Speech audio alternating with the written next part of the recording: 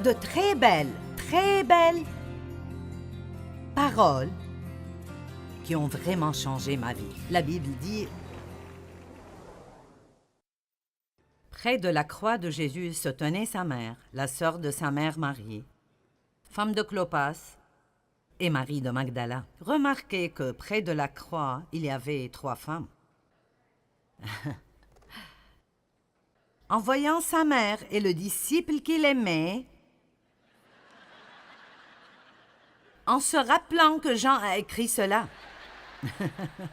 et il ne le faisait pas à cause d'une certaine fierté, il était juste si habitué à se percevoir de cette façon et se référer à lui-même de cette façon. Pouvez-vous imaginer ce que les gens diraient si vous disiez partout: eh bien, je suis Joyce la chrétienne que Dieu aime.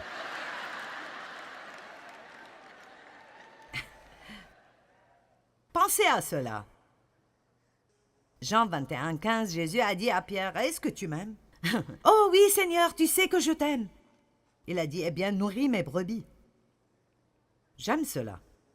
Eh bien, si tu m'aimes, aide quelqu'un. C'est comme ça que nous prouvons notre amour pour Dieu. C'est comme ça. Ce n'est pas avec un tas de paroles, c'est en aidant quelqu'un. Amen. La deuxième fois, il a dit à Pierre: Pierre, est-ce que tu m'aimes? Oui, Seigneur, tu sais que je t'aime. Prends soin de mes agneaux. La troisième fois, Pierre, est-ce que tu m'aimes? Il essayait de marquer un point. Tu parlais à propos de combien tu m'aimes, Pierre. Mais où étais-tu quand j'avais besoin de toi? Si tu m'aimes, tu as une preuve de cela? Est-ce que tu sacrifieras assez pour faire quelque chose, pour aider quelqu'un d'autre? Ou est-ce que tu parleras de ton amour pour moi? Et puis à chaque fois qu'il y a un vrai besoin, personne ne peut te trouver.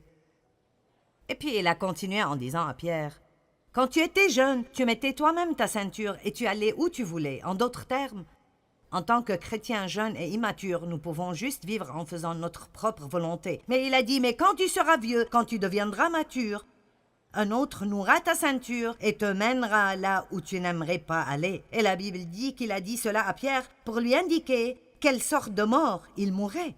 Et nous savons de l'histoire que Pierre a fini par être crucifié à l'envers, sur une croix. Donc il l'a prévenu en avance. Eh bien, si tu m'aimes, tu ne seras pas toujours bon. J'ai un travail que je te confie. Mais après, je veux que vous regardiez ce qui arrive. Cela me montre que Pierre avait des problèmes avec Jean. Verset 20. Pierre se retourna et aperçut le disciple que Jésus aimait. Il marchait derrière eux, celui qui, au cours du repas, s'était penché vers Jésus. Jean, alors qu'il mangeait, il se penchait, et c'était la façon traditionnelle de manger. Il s'étendait et se reposait pour manger. Et Jean, comme de coutume, s'est mis dans cette posture où il a en fait mis sa tête sur l'épaule de Jésus et... Ça pourrait paraître stupide, mais je peux vous assurer que si l'un de mes enfants me fait cela, il a gagné. J'ai un fils, il est mon bébé, mais il n'est plus vraiment un bébé maintenant. Il fait près de 2 mètres et... il me porte parfois et joue avec moi dans toute la maison en disant « Maintenant, maman, allez, maman, maman, maman, maman. » Et il sait me manipuler et avoir ce qu'il veut. C'est comme... Et il me dit « Tu sais que tu m'aimes. » C'est ce qu'il me dit. « Tu sais que tu m'aimes. » Eh bien, il est confiant en notre amour pour lui, et alors il n'a pas peur de nous demander quoi que ce soit. Il est très audacieux et direct à propos de ses sentiments. Nous avons des conversations très honnêtes et parfois blessantes.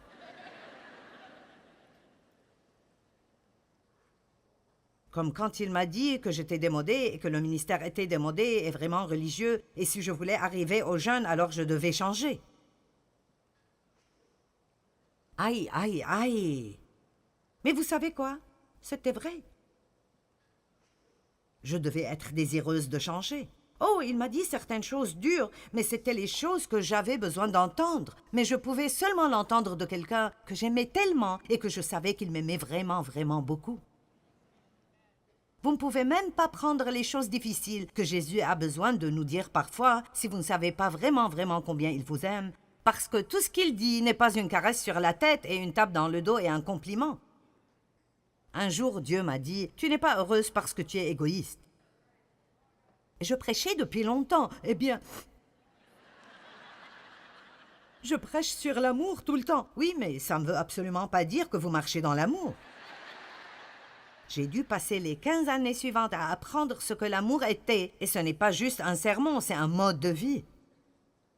Allons maintenant, je prêche bien.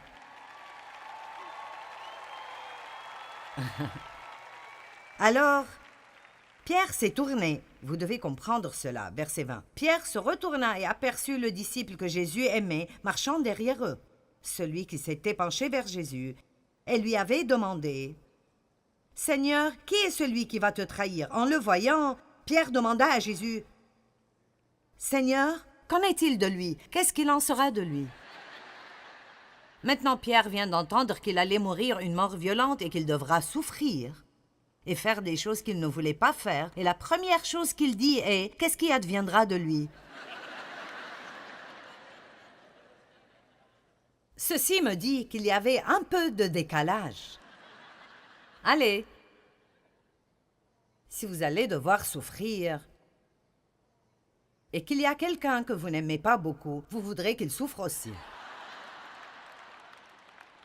Mais regardez ce que Jésus a dit. Allez, c'était de vraies personnes. Ne spiritualisons pas trop les choses. Et regardez comment Jésus lui a répondu. Ce bon Jésus direct et qui confronte. Jésus lui dit, « Si je veux qu'il reste en vie jusqu'à ce que je revienne, que t'importe? Comment est-ce que ça te concerne? Toi, suis-moi. » Dieu a un plan individuel pour chacune de nos vies, et s'il a choisi que Pierre souffre et soit crucifié à l'envers, et s'il a choisi que Jean vive peut-être 20 ou 25 années après Pierre, il dit « Pierre, cela ne te concerne pas. Mon plan pour toi est bon pour toi, et mon plan pour lui est bon pour lui. » Et nous devons arrêter d'être jaloux de ce que tout le reste du monde a, ou la façon dont Dieu fait les choses avec eux, et apprendre que Dieu a un plan pour nous. Amen. La Bible dit que la jalousie et l'envie rongent les os. Proverbe 14, 30. Écoutez-moi, je vous le dis, vous entendez la phrase « être rongé par l'envie ».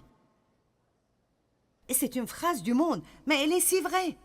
Quand vous êtes jaloux de quelqu'un d'autre et vous ne pouvez pas être heureux pour lui quand il est béni, ça vous ronge à l'intérieur. Et parfois, quand je vois quelqu'un d'autre, peut-être même quelqu'un dans le ministère qui a un plus grand succès dans une région que moi, je ne dirais pas que je ne ressens pas cela parfois, mais je résiste. Je ne laisserai pas ce poison dans ma vie. Et vous savez comment je lutte? Dieu, je te remercie parce que tu le bénis. Je suis heureuse parce que tu le bénis. Je ne sens pas que je suis heureuse à ce moment-là, mais le diable ne le saura pas. Je te remercie parce que tu le bénis. Et Seigneur, je sais, vous devez parler fort. Répondez au diable. Vous devez dire, je te remercie Seigneur parce que tu as un plan pour moi. Et mon jour viendra. Je n'aurai peut-être pas ce qu'il a, mais tu as quelque chose pour moi. Et quand ça viendra, ce sera tout aussi bien que ce que n'importe qui d'autre a. Arrêtez de rester passivement là et de laisser le diable régner.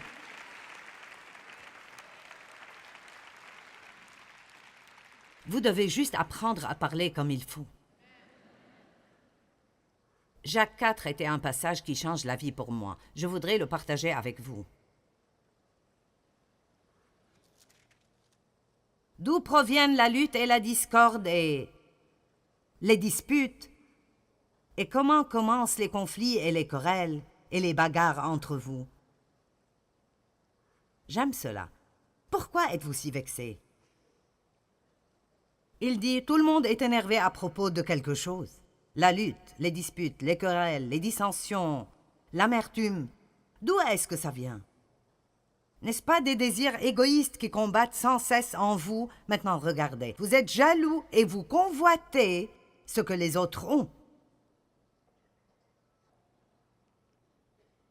Savez-vous combien cela est contrariant? Comment ça nous garde frustrés et énervés? Si nous regardons ce que Dieu fait avec tout le monde dans le monde et nous comparons cela à ce qu'il fait avec nous, allez, ce soir, je veux que quelqu'un ici réalise. Dieu a un plan spécial, unique en son genre, incroyable et magnifique pour chacun de vous. Et n'ayez pas cette attitude amère et négative en disant « Eh bien, s'il a un plan si grand, alors pourquoi je ne le vois pas ?» C'est probablement à cause de ce que j'essaye de vous prêcher ce soir. Peut-être que vous devez avoir une nouvelle attitude d'abord. Peut-être que vous devez être heureux avec ce que Dieu fait dans la vie de quelqu'un d'autre avant de lui permettre de faire quelque chose dans votre vie. Ce n'est pas par accident que vous devez entendre tous ces témoignages de personnes et de leur succès. Oh, Dieu nous tend des pièges. D'accord, voici un témoignage pour vous. Ils ont la chose pour laquelle vous priez depuis 20 ans. Comment le prendrez-vous?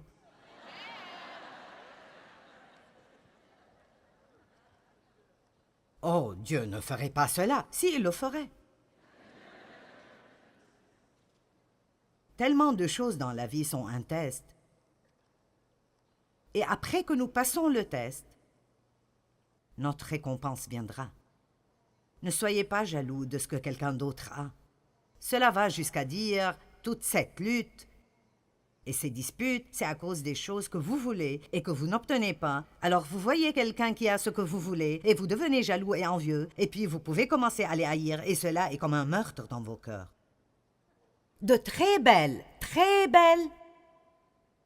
paroles qui ont vraiment changé ma vie. La Bible dit, vous n'avez pas parce que vous ne demandez pas.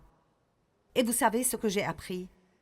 Ne soyez jamais jaloux de quelqu'un d'autre. Demandez juste à Dieu ce que vous voulez et croyez qu'il vous le donnera au bon moment. Et croyez qu'il ne vous le donnera pas si ce que vous demandez n'est pas ce que Dieu a de mieux pour vous. Vous savez, il y a certaines choses dans la Bible dont nous savons que Dieu veut que nous ayons tous. Elles sont là, claires en noir et blanc. Elles sont l'une de ses promesses. Mais il y a plusieurs choses que la Bible ne vous dit pas. Vous priez peut-être pour être le conducteur de louanges. Eh bien, cela devra être la prière de « si c'est ta volonté ». Et si vous pensez que cette jalousie est seulement dans le monde et pas dans l'Église, vous avez tort. Nous amenons tous nos bagages sur le banc de l'Église semaine après semaine. Eh bien, j'aurais aimé pouvoir chanter comme toi. En fait, je pense que je chante mieux que toi et que je suis celui qui devrait être là-haut et pas toi. Je me souviens de quand j'enseignais ma petite étude biblique pour 20 personnes et j'avais une si grande vision et j'avais vraiment marre de ce qui est petit. Ne méprisez pas les petits commencements, je voulais quelque chose de grand. De grand, parce que j'avais beaucoup d'insécurité et je ne savais pas qui j'étais en Christ. Et j'essayais toujours de réparer toute la honte et le blâme et la condamnation que j'avais. Et j'avais besoin de quelque chose de grand et visible pour me sentir bien dans ma peau. Et Dieu n'allait pas me le donner avant que des choses là-dedans soient réparées. Parce que si Dieu nous donne un tas de choses dehors et nous n'avons rien là-dedans, alors la première petite tempête qui vient nous démolit.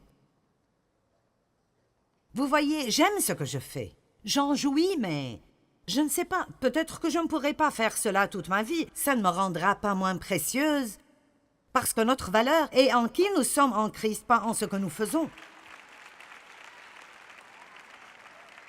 Et si nous n'apprenons pas cela, nous allons avoir beaucoup de problèmes. Parce que peu importe combien vous excellez dans ce que vous faites, le moment viendra où quelqu'un viendra et pourra le faire mieux. Peu importe combien un coureur court vite, quelqu'un bat son record. Peu importe combien un nageur est rapide, quelqu'un bat son record. Peu importe combien de disques de musique un chanteur vend, peu importe combien de prix il remporte, quelqu'un vient et bat son record.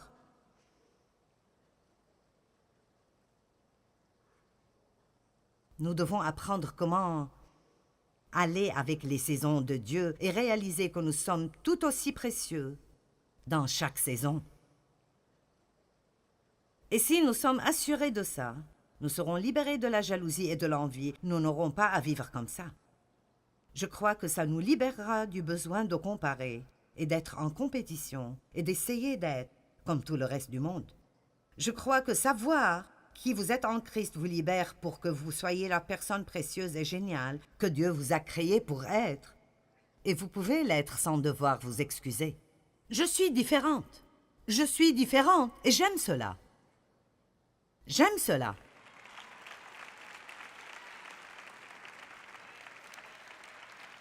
Avant, je pensais que j'étais bizarre. Maintenant, je sais que je suis unique. Ce qui est unique a de la valeur. Darlene Check, la magnifique chef de louange à Hillsong, m'a dit l'année passée, elle a dit « N'aimes-tu pas cuisiner quand tu es en vacances chez toi ?» Et j'ai dit « Non. » Pourquoi voudrais-je faire cela?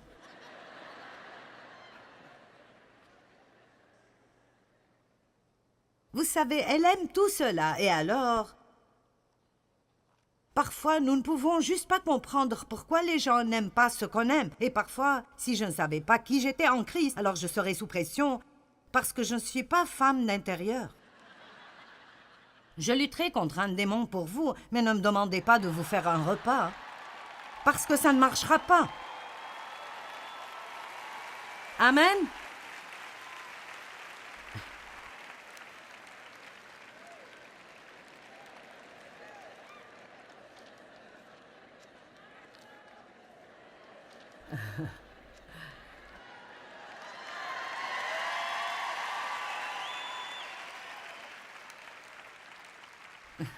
La dernière fois que j'ai dit que j'allais cuisiner un repas, mes enfants m'ont dit qu'ils allaient amener l'équipe de télévision pour filmer cela. Alors, qu'est-ce que cela vous dit? La Bible parle de tous les différents dons que Dieu donne. Comprenez cela, vous êtes différents. Vous n'êtes pas supposé regarder quelqu'un sur la plateforme et souhaiter pouvoir faire ce qu'ils font. Dieu a mis ce don en eux pour vous, et si vous en êtes jaloux, vous n'en jouirez pas. Dieu ne nous donne pas nos dons pour notre plaisir. Le don que j'ai me fait travailler. Vous pouvez en jouir. Mais quand quelqu'un d'autre est en train de chanter ici, je peux jouir de leur don. Je me souviens de quand j'ai essayé de chanter et d'apprendre à jouer de la guitare parce que je connaissais un autre prédicateur qui faisait cela. Et alors, s'il pouvait le faire, je voulais le faire. Eh bien, le problème est que j'ai presque échoué en musique. Je ne peux pas jouer de la guitare. Je peux jouer de l'harmonica un petit peu, mais pas très bien.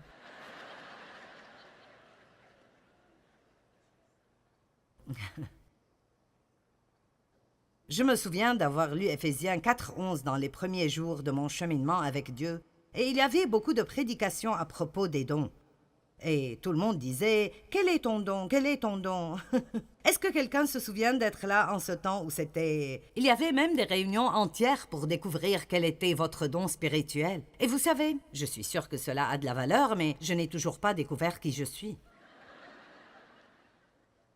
Je vais à des endroits et ils disent « Qu'est-ce que tu aimerais qu'on t'appelle, révérend, évêque, apôtre ?» Et je dis « Appelez-moi Joyce, vous savez. » C'est qui je suis.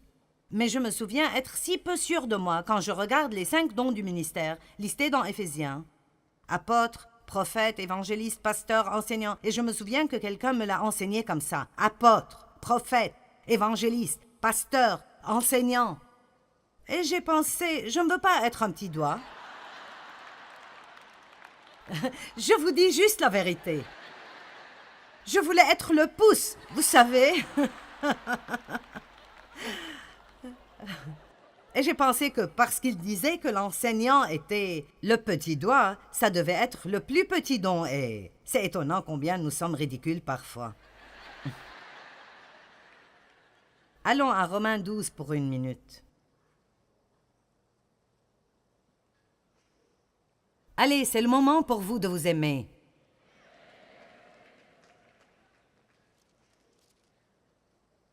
Romains 12 parle de comment il y a beaucoup de nous, mais nous faisons tous partie d'un même corps. Nous avons des fonctions différentes, mais nous faisons partie du même corps. Et puis il parle de comment certains sont ceci et d'autres sont cela. Mais parlons juste de notre corps physique qui est l'exemple que Dieu utilise. Mon corps physique a beaucoup de membres différents, mais ils ne sont pas tous pareils et ils n'ont pas la même fonction. Certains membres ont certains privilèges que d'autres membres n'ont pas. Certains membres sont plus visibles que d'autres membres. Et quel désastre ce serait si mon corps physique était jaloux de tous les autres membres. Nous devons travailler ensemble. Quand j'achète une nouvelle paire de chaussures, ils sont un peu difficiles à mettre et vous luttez avec. Et c'est incroyable pour moi parce que ma main vient immédiatement au secours et les aide. Et j'ai une belle bague ici et mon doigt peut le mettre, mais mon œil peut le voir. Mon doigt n'a jamais vu la bague.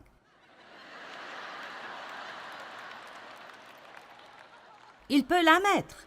Il peut se faire beau avec, mais toute sa vie, il ne verra jamais la bague. L'œil ne peut pas mettre la bague, mais il voit la bague. Maintenant, qu'arriverait-il si ma main disait « Je ne t'aiderai pas à mettre cette chaussure » ? Parce qu'en vérité, le fait est que je voudrais avoir des chaussures moi-même. Et ma vie entière, en tant que main, je n'ai jamais eu de chaussures. Et si tu penses que je continuerai à t'aider à mettre tes chaussures toute ma vie, tu te trompes tristement. Et si l'œil disait « Je refuse de regarder la bague », je ne vais pas regarder la bague, je veux ma propre bague, et si je ne peux pas avoir de bague, alors je refuse de regarder la bague. Et alors, c'est comme ça qu'en tant que chrétiens, nous errons à travers la vie. Et si Dieu nous donnait notre volonté, d'accord. Ah.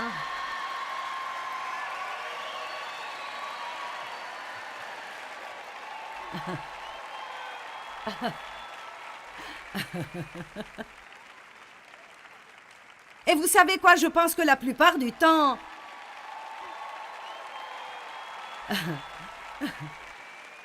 nous ferions mieux d'espérer que Dieu ne nous donnera pas certaines des choses que nous demandons.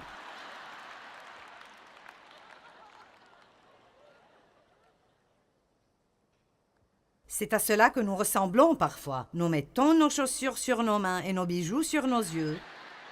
Mais gloire à Dieu, nous avons ce que nous voulons.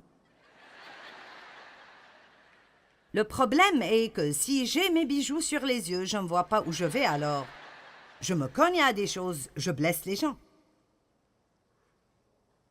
Je crois que l'assurance nous libère de tout cela. Je n'ai pas besoin d'avoir ce que vous avez, je peux être heureuse sans. Je n'ai pas besoin de faire ce que vous faites. Vous n'avez même pas besoin de m'aimer pour que je sois heureuse, parce que ma joie n'est pas basée sur ce que vous pensez de moi. Elle est basée sur qui je suis en Christ. Je peux sortir et essayer quelque chose et échouer et toujours être heureuse et assurée parce que mon assurance n'est pas dans le succès, dans tout ce que j'essaye de faire. Je peux manquer Dieu, je peux penser que j'ai entendu de Dieu et en fait manquer Dieu. Et cela ne diminue toujours pas qui je suis en Christ. Je n'ai pas à agir prudemment, je peux vivre audacieusement et agressivement. Et les gens qui font cela finiront par faire de grandes choses pour Dieu.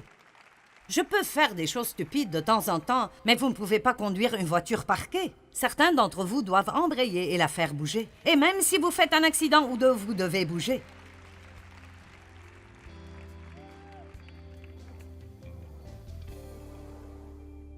Eh bien, Dieu a définitivement un plan unique et bon pour chacun d'entre nous, et nous ne devons vraiment pas être jaloux de quelqu'un d'autre.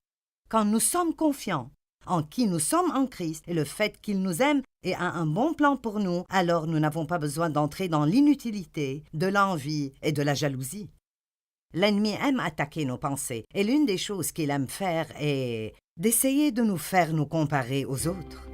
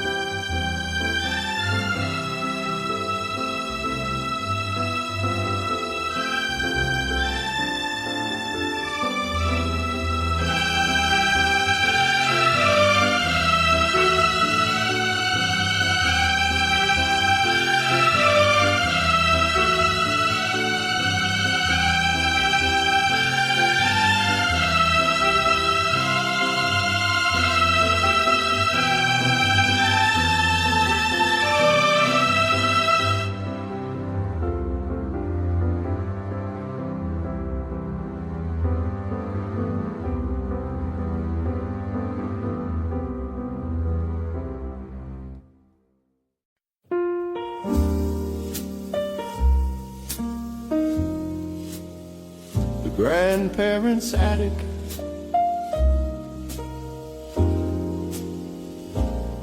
Up the creaking steps where the dust motes dance and float, a smell of cedar wood and forgotten winter coat.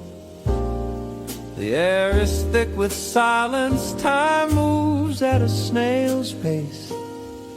In this warm corner, holding history in its place.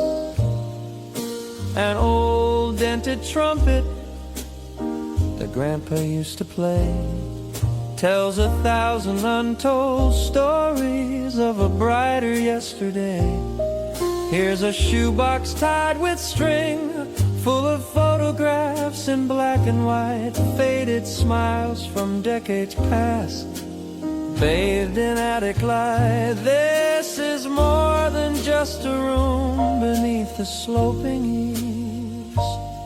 It's a library of whispers rustling through the leaves, a slow and gentle rhythm of a life lived long and true. The grandparents' attic is a place where time slows down for you. Every broken doll and chipped teacup sings a sweet old song,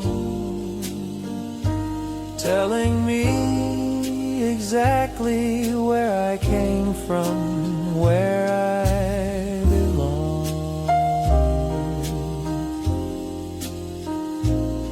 I found a handwritten letter from wartime, frayed and thin, the paper yellowed at the edges, the ink bleeds from within. A young man's promise that he would make it home again, a simple, honest hope against the crushing weight of pain. I put on an old vinyl, the needle starts to scratch. A distant melody plays, a moment I can catch. Sitting on the worn floorboards, letting memories unfold. More precious than silver, more valuable than gold. This is more than just a room beneath the sloping eaves. It's a library of whispers rustling through the leaves, a slow and gentle rhythm of a life lived long and true. The grandparents' attic is a place where time slows down for you. Every broken doll and chipped teacup sings a sweet old song, telling me exactly where I came from, where I belong.